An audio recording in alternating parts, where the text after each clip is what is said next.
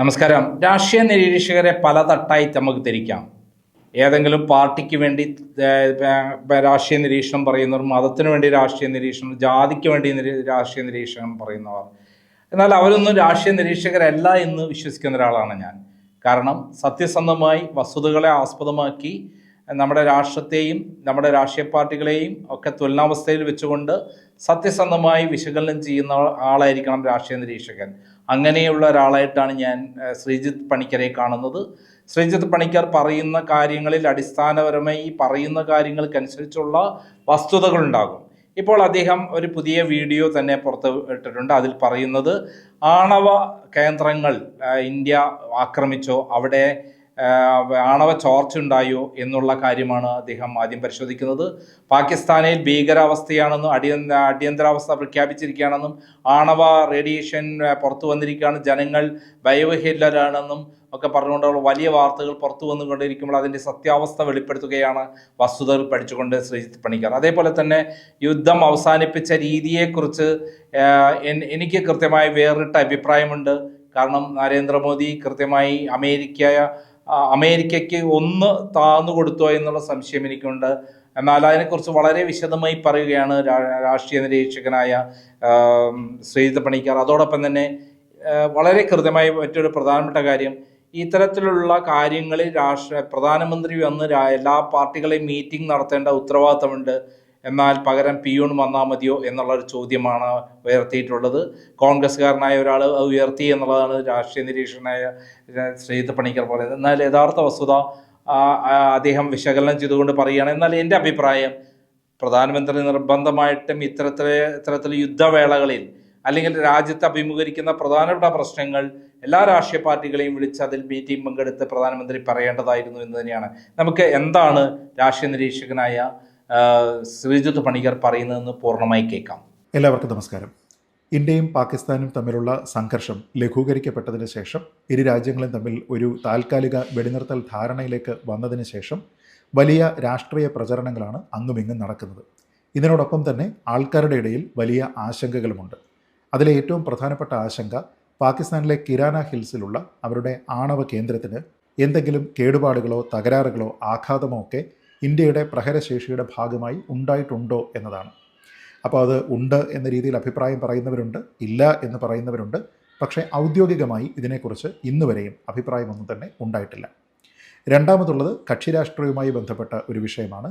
അതായത് നമ്മുടെ പ്രധാനമന്ത്രി എന്തുകൊണ്ടാണ് സർവകക്ഷി യോഗങ്ങളിലൊക്കെ പങ്കെടുക്കാതിരുന്നത്?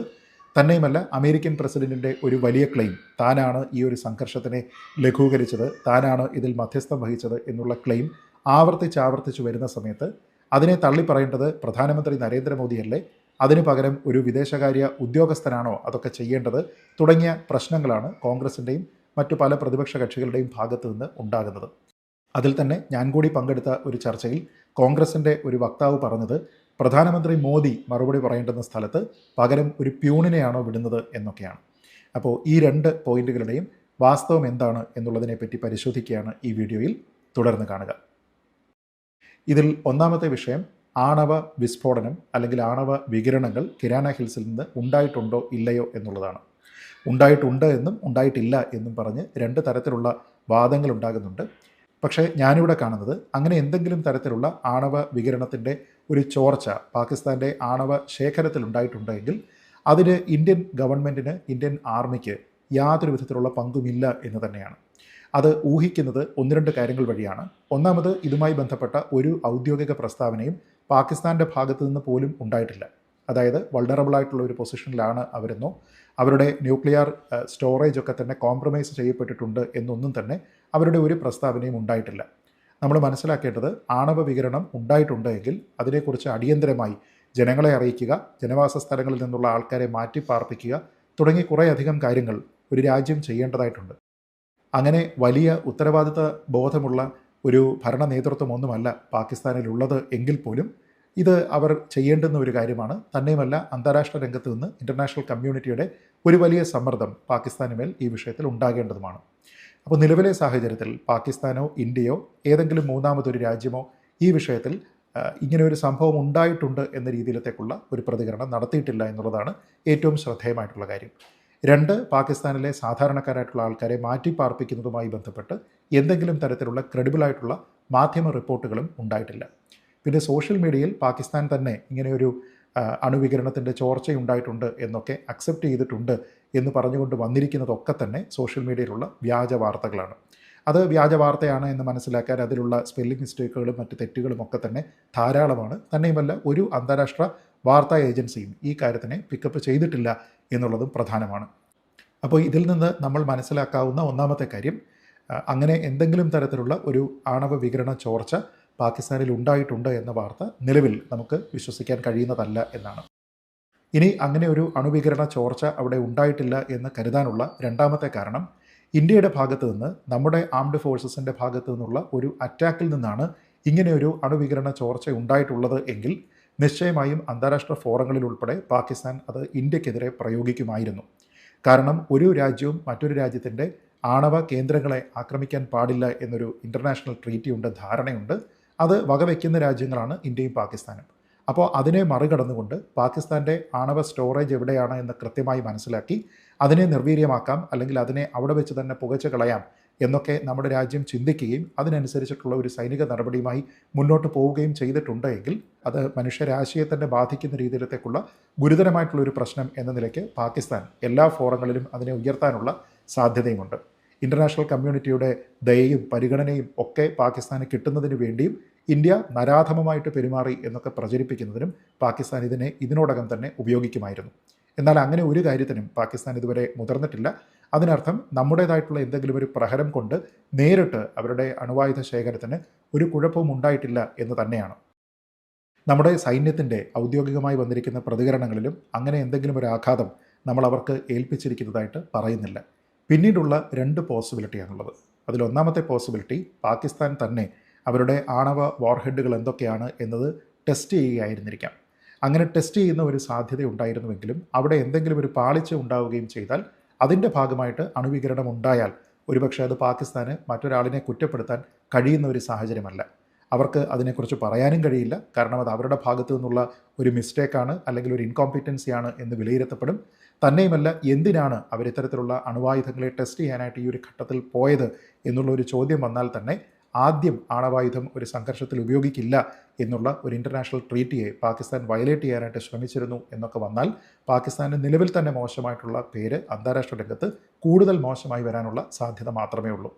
ഇനി അടുത്തത്, ഇന്ത്യ ഏതെങ്കിലും തരത്തിലുള്ള ആഘാതം ഈ കിരാന ഹിൽസിന് സമീപമുള്ള ഏതെങ്കിലും ഒരു പ്രദേശത്ത് ഏൽപ്പിച്ചിട്ടുണ്ട് എങ്കിൽ അതുമായി ബന്ധപ്പെട്ട ഒരു പരിശോധന പാകിസ്ഥാൻ അവരുടെ ആണവ കേന്ദ്രങ്ങളിലൊക്കെ തന്നെ നടത്താനുള്ള ഒരു സാധ്യതയുമുണ്ട്.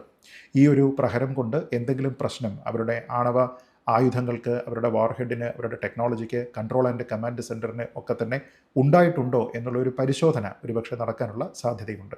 അങ്ങനെ എന്തെങ്കിലും ഒരു സാഹചര്യം മാത്രമായിരിക്കാം നിലവിലുണ്ടാകുന്നത് എന്ന് കരുതുന്നതാണ് യുക്തി. കാരണം അതല്ലായിരുന്നുവെങ്കിൽ ഇന്ത്യക്കെതിരെ ഇത് വലിയൊരു വെപ്പണായിട്ട് ഉപയോഗിക്കാനായിട്ട് അവർക്ക് സാധിക്കുമായിരുന്നു. അതിനവർ ശ്രമിച്ചിട്ടില്ല എന്ന് പറയുമ്പോൾ ഒന്നുകിൽ അവരുടെ ഈ വിഷയം കൈകാര്യം ചെയ്യുന്നതിലുണ്ടായിരിക്കുന്ന ഒരു അപര്യാപ്തത മൂലം ഒരു പ്രശ്നമുണ്ടായിരിക്കാം. അതല്ല എങ്കിൽ നേരത്തെ സൂചിപ്പിച്ചതുപോലെ ഒരു പ്രഹരം അതിനടുത്ത് ഏറ്റിട്ടുണ്ടെങ്കിൽ അതിൽ നിന്ന് ഈ ആണവായുധങ്ങളെല്ലാം സേഫാണ് എന്ന് ഉറപ്പിക്കുന്നതിൻ്റെ ഭാഗമായിട്ടുള്ള പരിശോധന അവിടെ നടന്നിരിക്കാം. ഇനി അതല്ല എങ്കിൽ ഈ പറഞ്ഞു കേട്ടതെല്ലാം തന്നെ പൂർണ്ണമായിട്ടും ആൾക്കാരുടെ ഭാവനാ സൃഷ്ടി മാത്രമായിരുന്നു എന്ന നിലയ്ക്കും നമുക്ക് കരുതാവുന്നതാണ്. എന്തായാലും നമ്മുടെ രാജ്യം വളരെ റെസ്പോൺസിബിളായിട്ട് മാത്രമേ പെരുമാറൂ എന്നുള്ളതാണ് ഏറ്റവും പ്രധാനം. ഇന്ത്യയെ സംബന്ധിച്ചിടത്തോളം കിരാന ഹിൽസിലാണ് അവർ അണുവായുധങ്ങളൊക്കെ തന്നെ സ്റ്റോർ ചെയ്യുന്നത് എന്നൊരു ഇൻഫർമേഷൻ നമുക്കുണ്ടായിരുന്നില്ല എന്നാണ് IAF പറയുന്നത്.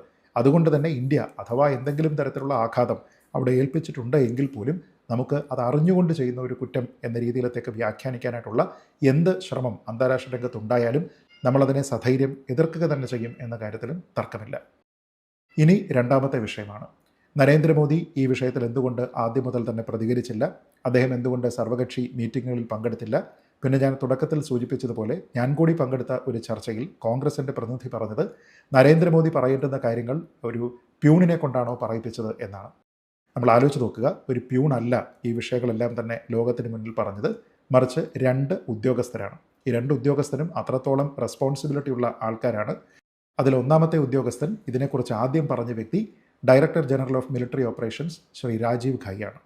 അദ്ദേഹം വളരെ കൃത്യമായി പറഞ്ഞു, പാകിസ്ഥാൻ്റെ ഭാഗത്തു നിന്നാണ് ഈ സീസ് ഫയറുമായി ബന്ധപ്പെട്ട ഒരു ഫോൺ കോൾ ഉണ്ടാകുന്നത്. പിന്നെ ഈ സീസ് ഫയർ തീരുമാനമെടുത്ത ദിവസം വൈകുന്നേരം 3:35 ഒരു മീറ്റിംഗ് ഉണ്ടാകുന്നു. 5 മണിക്ക് സീസ് ഫയർ എന്നുള്ള ഒരു ധാരണയിലേക്ക് എത്തുന്നുവെന്ന്. അപ്പോൾ അദ്ദേഹം നമ്മുടെ DGMO ആണ്. ഈ മിലിറ്ററി ഓപ്പറേഷൻസുമായി ബന്ധപ്പെട്ട് എല്ലാ കാര്യങ്ങളിലും തീരുമാനമെടുക്കാനുള്ള അവകാശവും അധികാരവും എല്ലാം അദ്ദേഹത്തിനാണ് നൽകിയിരിക്കുന്നത്. അദ്ദേഹത്തിന് പാകിസ്ഥാനിലുള്ള DGMOയുമായി ബന്ധപ്പെടുന്നതിനും അവർക്ക് ഇങ്ങോട്ട് ബന്ധപ്പെടുന്നതിനും സെക്യൂർ ഹോട്ട്ലൈൻ സംവിധാനമുണ്ട്. മുമ്പ് 2021 ഇതേപോലെ ഒരു സീസ് ഫയറിലേക്ക് പോകുമ്പോൾ ആരുടെയെങ്കിലും മധ്യസ്ഥതയിലല്ല, മറിച്ച് പൊളിറ്റിക്കലായിട്ടുള്ള ഒരു തീരുമാനത്തിൻ്റെയും ഭാഗമായിട്ടല്ല, DGMO തലത്തിൽ എടുക്കാവുന്ന ഒരു തീരുമാനം എന്ന സ്വാതന്ത്ര്യം ഇരു രാജ്യങ്ങളും DGMOമാർക്ക് അനുവദിക്കാറുണ്ട് എന്നതിനെക്കുറിച്ച് ഈ വിമർശകർ മനസ്സിലാക്കുന്നു തന്നെ ഇല്ല എന്നാണ് ഞാൻ കരുതുന്നത്. ഇനി രണ്ടാമത്തെ ഉദ്യോഗസ്ഥൻ, അദ്ദേഹം രൺധീർ ജയ്സ്വാളാണ്. രൺധീർ ജയ്സ്വാൾ ഇന്ത്യയുടെ വിദേശകാര്യ വക്താവാണ്. അപ്പോൾ വിദേശകാര്യ വക്താവ് ഒരു കാര്യം രാജ്യത്തിന് വേണ്ടി പറയുമ്പോൾ അദ്ദേഹത്തിന് പ്രധാനമന്ത്രിയുടെ പ്യൂൺ എന്നൊക്കെ ഒരു കോൺഗ്രസ്സുകാരന് വിശേഷിപ്പിക്കാൻ കഴിയുന്നുണ്ടെങ്കിൽ അത് വളരെ മോശമായിട്ടുള്ള ഒരു ഹൈക്കമാൻഡ് കൾച്ചറാണ് എന്നാണ് ഞാൻ കരുതുന്നത്. എല്ലാ കാര്യങ്ങളും ഒരു ഹൈക്കമാൻഡ് മാത്രം തീരുമാനിക്കുകയും മറ്റുള്ള ആൾക്കാർക്കൊന്നും തന്നെ ഒരു ജോലിയുമില്ല, കേവലം പ്യൂൺ ചെയ്യുന്ന ജോലി മാത്രമേ ഉള്ളൂ എന്നൊക്കെ പറയുന്നത്, ധരിക്കുന്നത് അങ്ങേയറ്റം നിന്ദ്യമായിട്ടുള്ള കാര്യമാണ്, അങ്ങേയറ്റം തെറ്റായിട്ടുള്ള കാര്യമാണ്. നമ്മുടെ വിദേശകാര്യ മന്ത്രാലയവുമായി ബന്ധപ്പെട്ട പ്രൈമറി വോയിസ് എന്ന് പറയുന്നത് നമ്മുടെ വിദേശകാര്യ വക്താവാണ്. അത് നമ്മുടെ വിദേശകാര്യ മന്ത്രി പോലുമല്ല എന്നുള്ളതാണ് പ്രധാനം. നമ്മുടെ രാജ്യത്തിൻ്റെ നയപരമായിട്ടുള്ള തീരുമാനങ്ങൾ, നമ്മുടെ രാജ്യം മറ്റേതെങ്കിലും ഒരു രാജ്യവുമായി ബന്ധപ്പെട്ടിട്ടുള്ള കാര്യങ്ങൾ, എന്തെങ്കിലും തരത്തിലുള്ള ഡിപ്ലോമാറ്റിക് തർക്കങ്ങൾ, ഇൻ്റർനാഷണലായിട്ട് നമ്മുടെ അഭിപ്രായം പറയേണ്ടുന്ന എന്തെങ്കിലും വിഷയങ്ങൾ തുടങ്ങിയ കാര്യങ്ങളിൽ മാധ്യമങ്ങൾക്ക് മുന്നിൽ അഭിപ്രായം പറയുക എന്നുള്ളതിൻ്റെ പ്രൈമറി റെസ്പോൺസിബിലിറ്റി നമ്മുടെ വിദേശകാര്യ വക്താവിനാണ്. അപ്പോൾ അത് ഒരു ചായ മേടിച്ചു കൊടുക്കുന്ന ജോലിയോ ഒരു ഫയൽ ഒരു സ്ഥലത്ത് നിന്ന് മറ്റൊരു സ്ഥലത്തേക്ക് കൊണ്ടുപോകുന്ന ജോലി പോലെയോ ഉള്ളതല്ല. അതിനേക്കാൾ കൂടുതൽ കോംപ്ലിക്കേറ്റഡ് ആയിട്ടുള്ള, വളരെ കോംപ്ലക്സ് ആയിട്ടുള്ള, സംസാരിക്കുന്ന ഓരോ വാക്കിൻ്റെയും അർത്ഥം എന്താണ് എന്ന് സ്ക്രൂട്ടിനൈസ് ചെയ്യപ്പെടാൻ സാധ്യതയുള്ള ഒരു ജോലിയാണ്. അതുകൊണ്ട് തന്നെ അങ്ങേയറ്റം എക്സ്പീരിയൻസ്ഡ് ആയിട്ടുള്ള, വളരെ സീനിയർ ആയിട്ടുള്ള, വളരെ കേപ്പബിൾ ആയിട്ടുള്ള ഉദ്യോഗസ്ഥരെ മാത്രമേ വിദേശകാര്യ വക്താവായിട്ട് നിയമിക്കാറുള്ളൂ. രൺധീർ ജയ്സ്വാൾ അത്തരത്തിൽ പേരെടുത്ത ഒരു ഉദ്യോഗസ്ഥനാണ് എന്നുള്ളതാണ് പ്രധാനം. അങ്ങനെയുള്ള ഒരു ഉദ്യോഗസ്ഥനെ അദ്ദേഹം വളരെ മോശമാണ് എന്ന രീതിയിലത്തേക്കോ അദ്ദേഹം അല്ല ഇതൊന്നും ചെയ്യേണ്ടത് എന്നൊക്കെയോ പറയുന്നത് അങ്ങേയറ്റം തെറ്റായിട്ടുള്ള, നിന്ദ്യമായിട്ടുള്ള ഒരു പ്രവൃത്തിയാണ് എന്ന് കോൺഗ്രസ് സുഹൃത്തുക്കൾ ദയവ് ചെയ്ത് മനസ്സിലാക്കുക. തന്നെയുമല്ല, തൻ്റെ പ്രൈമറി റെസ്പോൺസിബിലിറ്റിയോടൊപ്പം തന്നെ നമ്മുടെ നയപരമായിട്ടുള്ള ഏതെങ്കിലും വിഷയങ്ങളിൽ തെറ്റായിട്ടുള്ള വ്യാഖ്യാനം ഉണ്ടാവുകയോ തെറ്റിദ്ധരിപ്പിക്കുന്ന രീതിയിലത്തേക്കുള്ള ഇൻഫർമേഷൻ ഉണ്ടാവുകയോ ചെയ്താൽ അന്താരാഷ്ട്ര രംഗത്ത് അതുമായി ബന്ധപ്പെട്ട വിശദീകരണം നൽകാനുള്ള പ്രൈമറി റെസ്പോൺസിബിലിറ്റി എന്നതും വിദേശകാര്യ വക്താവിനാണ്. ഇപ്പോൾ ഇവിടെ സംഭവിച്ചിരിക്കുന്നത് എന്താണ്? അമേരിക്കൻ പ്രസിഡന്റ് റിപ്പീറ്റഡായിട്ട് പറഞ്ഞുകൊണ്ടിരിക്കുന്നു, ഇന്ത്യയും പാകിസ്ഥാനും തമ്മിലുള്ള സംഘർഷത്തിൽ മധ്യസ്ഥം വഹിച്ചത് ഞങ്ങളാണ് എന്ന്. അത് ഒരു തവണയല്ല, അദ്ദേഹം പലതവണ അത് ആവർത്തിക്കുന്നു. അങ്ങനെ ആവർത്തിക്കുന്നതിനെ എൻഡോഴ്സ് ചെയ്യുന്ന തീരുമാനമാണ് പാകിസ്ഥാൻ്റെ ഭാഗത്തു നിന്ന് ഉണ്ടാകുന്നത്. എന്നാൽ നമ്മുടെ രാജ്യത്തിൻ്റെ ഭാഗത്തു നിന്ന് ആ തീരുമാനം ഉണ്ടായിട്ടില്ല. ഞാൻ ആദ്യം സൂചിപ്പിച്ചതുപോലെ DGMO അതിശക്തമായിട്ട് പറയുന്നുണ്ട്, ഇതിൽ പാകിസ്ഥാൻ്റെ ഭാഗത്തു നിന്ന് ഒരു കോൾ വരുന്നു, DGMO തലത്തിൽ ഇങ്ങനെ ഒരു സീസ് ഫയറിലേക്ക് നമ്മൾ പോകുന്നു എന്ന്. രണ്ടാമത് വിദേശകാര്യ വക്താവ് തന്നെ പറയുന്നു, അമേരിക്കൻ പ്രസിഡന്റിൻ്റെ ക്ലെയിം എന്നത് തെറ്റാണ്. ഇതിൽ ആരെങ്കിലും ട്രേഡുമായി ബന്ധപ്പെട്ട എന്തെങ്കിലും ഭീഷണി മുഴക്കുകയോ ആരെങ്കിലും മധ്യസ്ഥം വഹിക്കുകയോ ഒന്നും ചെയ്തിട്ടില്ല എന്ന്. അദ്ദേഹം പറഞ്ഞിരിക്കുന്ന കാര്യം ശരിയാണ് എന്ന് യുക്തി ഉപയോഗിച്ച് 2 കാര്യങ്ങൾ കൊണ്ട് നമുക്ക് മനസ്സിലാക്കാം. അതിലൊന്നാമത്തേത്, നമ്മൾ ആദ്യം തന്നെ എടുത്തിരുന്ന പൊസിഷൻ ഇതിനെ യുദ്ധമായിട്ട് എസ്കലേറ്റ് ചെയ്യാൻ താല്പര്യപ്പെടുന്നില്ല എന്നാണ്. ഓപ്പറേഷൻ സിന്ദൂർ എന്നത് തീവ്രവാദികൾക്കെതിരായിട്ടുള്ള ഒരു സൈനിക നടപടിയായിട്ടാണ് നമ്മൾ വിഭാവനം ചെയ്തത്. അതുകൊണ്ട് തന്നെ അതിനെ തുടർന്നുണ്ടാകുന്ന എന്ത് തരത്തിലുള്ള പാകിസ്ഥാൻ പ്രകോപനത്തിനും പ്രൊപ്പോർഷനേറ്റ് ആയിട്ടുള്ള തിരിച്ചടി മാത്രമേ നൽകുകയുള്ളൂ എന്നും അതൊരു ഘട്ടത്തിലും എസ്കലേറ്ററി ആവില്ല എന്നുമാണ്, അതായത് ഒരു യുദ്ധത്തിലേക്ക് പോകില്ല എന്നുമാണ് നമ്മൾ ആദ്യം മുതൽ തന്നെ പറഞ്ഞിരുന്നത്. ആ പൊസിഷനിൽ ഒരു മാറ്റവും ഉണ്ടായിട്ടില്ല. അപ്പോൾ അതിൽ ഏതെങ്കിലും തരത്തിലുള്ള ഒരു മധ്യസ്ഥൻ എന്തെങ്കിലും തരത്തിലുള്ള ഒരു റോൾ വഹിച്ചിട്ടുണ്ടെങ്കിൽ, നമ്മളെ മുട്ടുകുത്തിച്ചുവെന്നോ നമ്മളോട് ട്രേഡ് വെച്ചുകൊണ്ട് ബാർഗെയിൻ ചെയ്തുവെന്നോ ഒക്കെ പറഞ്ഞാൽ, നമ്മൾ ആദ്യം എടുത്തിരുന്ന ഏത് നിലപാടാണ് ആ ഒരു സമ്മർദ്ദത്തിൻ്റെ ഭാഗമായി തിരുത്തിയത് എന്ന് പറയാൻ കോൺഗ്രസ്സുകാർക്ക് കഴിയണം. നമ്മൾ അങ്ങനെ ഒരു നിലപാടും തിരുത്തിയിട്ടില്ല. മറിച്ച് ആദ്യം മുതൽ തന്നെ ഇത് യുദ്ധത്തിലേക്ക് പോകാൻ നമ്മൾ താല്പര്യപ്പെടുന്നില്ല, പാകിസ്ഥാനും അതാണ് ആഗ്രഹമെങ്കിൽ നമ്മളെല്ലായ്പ്പോഴും ഒരു സമാധാനപരമായിട്ടുള്ള ഒരു റിലേഷൻഷിപ്പിനാണ് മുൻഗണന നൽകുന്നത് എന്നാണ് ആദ്യം മുതൽ തന്നെ പറഞ്ഞിരുന്നത്. ആ പൊസിഷൻ അല്പം പോലും നമ്മുടെ ഗവൺമെൻറ് ഡൈല്യൂട്ട് ചെയ്തിട്ടില്ല. അത് ആദ്യത്തെ ദിവസം മുതൽ നമ്മളെടുത്തിരുന്ന പൊസിഷൻ തന്നെയാണ്. രണ്ടാമത്തെ കാര്യം, ഇനി അഥവാ ട്രേഡിനെ മുൻനിർത്തിക്കൊണ്ട് എന്തെങ്കിലും തരത്തിലുള്ള ഒരു ബാർഗെയിനിങ്ങിന് അമേരിക്ക ശ്രമിച്ചിരുന്നുവെങ്കിൽ അമേരിക്കയ്ക്ക് ഈ ഒരു വിഷയത്തിൽ മാത്രമായിരുന്നില്ല അത് നടപ്പാക്കാൻ സാധിക്കുന്നത്. ഇപ്പോൾ ഉദാഹരണത്തിന് റഷ്യയും യുക്രൈനും തമ്മിലുള്ള സംഘർഷം ഉണ്ടാകുമ്പോൾ അമേരിക്ക ആ വിഷയത്തിൽ എടുത്തിരിക്കുന്ന ഒരു പൊസിഷനുണ്ട്. അത് നമുക്ക് കൃത്യമായിട്ട് അറിയാം. ആ സമയത്ത് യൂറോപ്യൻ യൂണിയൻ്റെ ഭാഗത്തു നിന്നാണെങ്കിലും അമേരിക്കയുടെ ഭാഗത്തു നിന്നാണെങ്കിലും ഒക്കെ തന്നെ പല രാജ്യങ്ങളോടും പലതരത്തിലുള്ള റിക്വസ്റ്റുകളും നിബന്ധനകളുമൊക്കെ തന്നെ അവർ മുന്നോട്ട് വെച്ചിരുന്നു. ഇന്ത്യക്ക് ഉണ്ടായിരുന്ന ഏറ്റവും പ്രധാനപ്പെട്ട ഒരു നിർദ്ദേശം റഷ്യയിൽ നിന്ന് നമ്മൾ ഓയിൽ വാങ്ങാൻ പാടില്ല എന്നുള്ളതായിരുന്നു. എന്നാൽ അതൊന്നും സാധ്യമല്ല, നിങ്ങൾ പോയി നിങ്ങളുടെ പണി നോക്കിക്കോളൂ എന്ന് നമ്മുടെ രാജ്യം പ്രഖ്യാപിച്ചതാണ്. അതുകൊണ്ട് തന്നെ ഒരു ഘട്ടത്തിലും റഷ്യയിൽ നിന്നുള്ള ഓയിൽ വാങ്ങുന്നത് പുനരാലോചിക്കുന്നതിന് പോലും നമ്മൾ ശ്രമിച്ചിട്ടില്ല. തന്നെയുമല്ല, കൂടുതലായിട്ട് നമ്മൾ റഷ്യൻ ഓയിൽ വാങ്ങുന്നുണ്ട്. ഇപ്പോഴും ഒപെക് രാജ്യങ്ങളെക്കാൾ കൂടുതൽ നമ്മൾ ഓയിൽ വാങ്ങുന്നത് റഷ്യയിൽ നിന്നാണ് എന്നുള്ളതാണ് ഏറ്റവും അടുത്ത് വന്നിരിക്കുന്ന കണക്കുകൾ.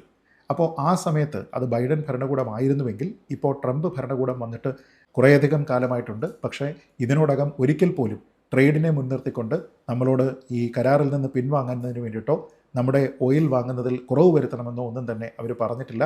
അഥവാ അങ്ങനെ എന്തെങ്കിലും അവർ പറഞ്ഞിട്ടുണ്ട് എങ്കിൽ ഇന്ത്യ അതിനെ ഒട്ടും മൈൻഡ് ചെയ്തിട്ടുമില്ല എന്ന് വേണം മനസ്സിലാക്കാൻ. അതുകൊണ്ട് തന്നെ എനിക്ക് കോൺഗ്രസ്സുകാരോട് പറയാനുള്ളത്, നമ്മുടെ സൈന്യത്തിനെ, നമ്മുടെ വിദേശകാര്യ വക്താവിനെ വിശ്വസിക്കാൻ നിങ്ങൾ പഠിക്കുക എന്നുള്ളതാണ്. പ്രധാനമന്ത്രി ഒരു സർവകക്ഷി യോഗത്തിൽ പങ്കെടുത്തേ മതിയാകുമോ, അങ്ങനെ നിയമമുണ്ടോ എന്നൊക്കെ ചോദിച്ചാൽ അങ്ങനെയൊന്നുമില്ല. ഒരു സർവകക്ഷി യോഗം ഉണ്ടാകുന്നത് തന്നെ ഗവൺമെൻറ്റിൻ്റെ പൊസിഷൻ എന്താണ് എന്ന് എല്ലാ രാഷ്ട്രീയ പാർട്ടികളെയും നേതാക്കളെയും ധരിപ്പിക്കുന്നതിന് വേണ്ടിയിട്ടാണ്. അത് പ്രധാനമന്ത്രി മോദി പറഞ്ഞാലും, പ്രതിരോധ മന്ത്രി പറഞ്ഞാലും, വിദേശകാര്യമന്ത്രി പറഞ്ഞാലും, ആഭ്യന്തരമന്ത്രി പറഞ്ഞാലും അത് ഗവൺമെൻറ്റിൻ്റെ പൊസിഷനാണ്. അതേപോലെ തന്നെ director general of military operations നമ്മുടെ സംഘർഷം എങ്ങനെയാണ് ലഘൂകരിക്കപ്പെട്ടത് എന്ന സാഹചര്യം വിശദീകരിച്ചാൽ അത് ഇന്ത്യൻ ഗവൺമെൻറ്റിൻ്റെ നിലപാടാണ്, അതല്ലാതെ ഒരു വ്യക്തിയുടെ നിലപാടല്ല. വിദേശകാര്യ വക്താവ് ഒരു കാര്യത്തിൽ ഒരു അഭിപ്രായം പറഞ്ഞാൽ അത് ഇന്ത്യൻ ഗവൺമെൻറ്റിൻ്റെ ഔദ്യോഗികമായിട്ടുള്ള നിലപാടാണ്, അതല്ലാതെ അദ്ദേഹം സ്വന്തം നിലയ്ക്ക് പറയുന്ന അഭിപ്രായമല്ല. അതുകൊണ്ട് തന്നെ ശ്രീ രൺധീർ ജയ്സ്വാൾ അമേരിക്കയുടെ മധ്യസ്ഥത ഈ വിഷയത്തിൽ ഉണ്ടായിട്ടില്ല എന്ന് പറഞ്ഞാൽ അത് അദ്ദേഹം തയ്യാറാക്കി കൊണ്ടുവന്നിരിക്കുന്ന ഒരു പ്രസ്താവന എന്ന നിലയ്ക്കല്ല കാണേണ്ടത്, മറിച്ച് ഇന്ത്യൻ ഗവൺമെൻറ്റിൻ്റെ ഔദ്യോഗികമായിട്ടുള്ള പ്രസ്താവനയാണ് എന്ന നിലയ്ക്കാണ്. അതുകൊണ്ട് തന്നെ ആ കാര്യത്തിൽ നമ്മുടെ പൊസിഷനെ ഡൈല്യൂട്ട് ചെയ്യുന്ന ഒന്നുമില്ല. രാജീവ് ഘായ് പറഞ്ഞതായാലും അതേപോലെ രൺധീർ ജയ്സ്വാൾ പറഞ്ഞതായാലും അത് ഇന്ത്യൻ ഗവൺമെൻറ്റിൻ്റെ ഔദ്യോഗികമായിട്ടുള്ള പൊസിഷനാണ്. ഇനി കോൺഗ്രസ്സുകാരായിട്ടുള്ള നിങ്ങൾക്ക് ഇന്ത്യയുടെ ഒരു സൈനിക ഉദ്യോഗസ്ഥൻ അല്ലെങ്കിൽ ഒരു വിദേശകാര്യ ഉദ്യോഗസ്ഥൻ ഇവർ പറയുന്നതിനേക്കാൾ കൂടുതൽ വിശ്വാസം എന്ത് കാര്യവും എപ്പോൾ വേണമെങ്കിലും പറയുന്ന അമേരിക്കയുടെ പ്രസിഡൻറ്റിൻ്റെ വാക്കുകളിലാണ് കൂടുതൽ വിശ്വാസം നിങ്ങൾക്കുള്ളത് എങ്കിൽ നിങ്ങളെ ദൈവം രക്ഷിക്കട്ടെ എന്ന് മാത്രമേ പറയാനുള്ളൂ. നമ്മുടെ രാജ്യത്തിൻ്റെ നമ്മുടേതായിട്ടുള്ള ഔദ്യോഗികമായിട്ടുള്ള ചുമതലയിലുള്ള ആൾക്കാരുടെ പ്രസ്താവനകളെ, അതും കൃത്യമായിട്ടുള്ള ഗവൺമെൻറ്റിൻ്റെ സ്റ്റേറ്റ്മെൻറ്റുകളെ വിശ്വസിക്കാൻ നിങ്ങൾ പഠിക്കുക എന്നുള്ളതാണ് നിങ്ങൾ ആദ്യം തന്നെ ചെയ്യേണ്ടത് എന്ന് വിനീതമായി നിങ്ങളെ ഒരിക്കൽ കൂടി ഓർമ്മിപ്പിച്ചുകൊണ്ട് ഈ വീഡിയോ അവസാനിപ്പിക്കുന്നു. ജയ് ഹിന്ദ്.